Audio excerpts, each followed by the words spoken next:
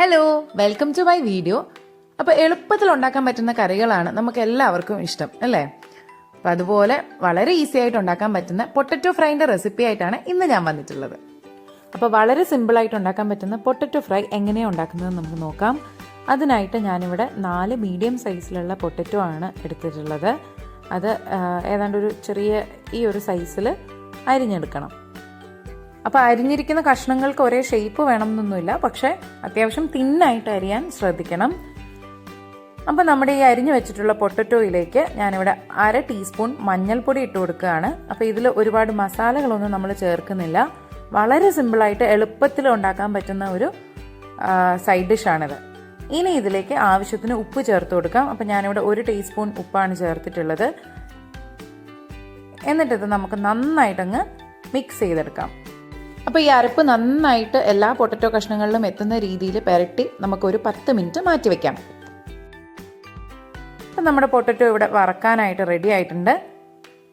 ഇനി ഒരു ഫ്രൈയിങ് പാനിലേക്ക് ഞാനിവിടെ കുറച്ച് സൺഫ്ലവർ ഓയിലാണ് ഒഴിച്ചു കൊടുക്കുന്നത്. നിങ്ങൾക്ക് ഏത് വെജിറ്റബിൾ ഓയിൽ വേണമെങ്കിലും എടുക്കാം. അപ്പോൾ എണ്ണ ചൂടായി കഴിയുമ്പോൾ നമുക്ക് ഈ അരിഞ്ഞു വെച്ചിട്ടുള്ള പൊട്ടറ്റോ കഷ്ണങ്ങൾ എണ്ണയിലേക്ക് ഇട്ട് കൊടുക്കാം. അപ്പോൾ അരിഞ്ഞു വെച്ചിട്ടുള്ള മുഴുവൻ കഷ്ണങ്ങളും കൂടെ ഒരുമിച്ചിടാതെ 2 ബാച്ചായിട്ട് തയ്യാറാക്കി എടുക്കുന്നതായിരിക്കും ഏറ്റവും നല്ലത്. അല്ലെങ്കിൽ പൊട്ടറ്റോ കഷ്ണങ്ങൾ പെട്ടെന്ന് അങ്ങോട്ടും ഇങ്ങോട്ടും ഒട്ടിപ്പിടിക്കും. അപ്പോൾ ഈ പൊട്ടറ്റോ ചെറുതായിട്ടൊന്ന് മുരിഞ്ഞു വരുമ്പോൾ, ഒന്ന് മൂത്ത് വരുമ്പോൾ അതിലേക്ക് 1-2 പച്ചമുളക് കീറിയതും കുറച്ച് കരിവേപ്പിലയും ഇട്ട് കൊടുക്കാം. അപ്പോൾ ഇവിടെ ഡ്രൈ കരിവേപ്പിലയാണ് വാങ്ങിക്കാൻ കിട്ടുന്നത്. അപ്പോൾ അതാണ് ഞാൻ ഉപയോഗിച്ചിട്ടുള്ളത്. അപ്പോൾ നമ്മുടെ നാട്ടിൽ ഫ്രഷ് കരിവേപ്പില കുറച്ച് ഒരു 1-2 തണ്ട് ഇതിനകത്തേക്ക് ഇട്ട് കൊടുക്കാം. അപ്പോൾ ഒരു ലൈറ്റ് ബ്രൗൺ കളർ ആകുന്നത് വരെ നമുക്കിതൊന്ന് വറുത്തെടുക്കാം. അപ്പോൾ വളരെ ടേസ്റ്റിയും സൂപ്പർ സിമ്പിളും ആയിട്ടുള്ള പൊട്ടറ്റോ ഫ്രൈ ഇവിടെ റെഡി ആയിട്ടുണ്ട്. ഇത് നമുക്ക് ഒരു സൈഡിലേക്ക് മാറ്റി അതിൻ്റെ എണ്ണ തോരാനായിട്ടൊന്ന് വെക്കാം.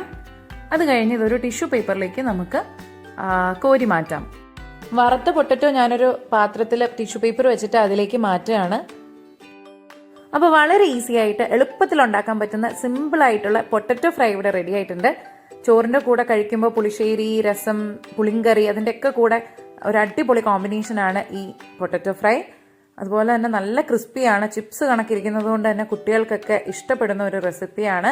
അവരുടെ ലഞ്ച് ബോക്സിലൊക്കെ കൊടുത്തു വിടാൻ അമ്മമാർക്ക് എളുപ്പത്തിൽ ഉണ്ടാക്കാൻ പറ്റുന്ന ഒരു സൈഡ് ഡിഷാണിത്. അപ്പോൾ ഈ വീഡിയോ ഇഷ്ടപ്പെട്ടെങ്കിൽ ലൈക്ക് ചെയ്യാനും കമൻറ്റ് ചെയ്യാനും അതുപോലെ തന്നെ ഫ്രണ്ട്സിനും റിലേറ്റീവ്സിനും ഒക്കെ ഒന്ന് ഷെയർ ചെയ്ത് കൊടുക്കാനും മടിക്കരുത്.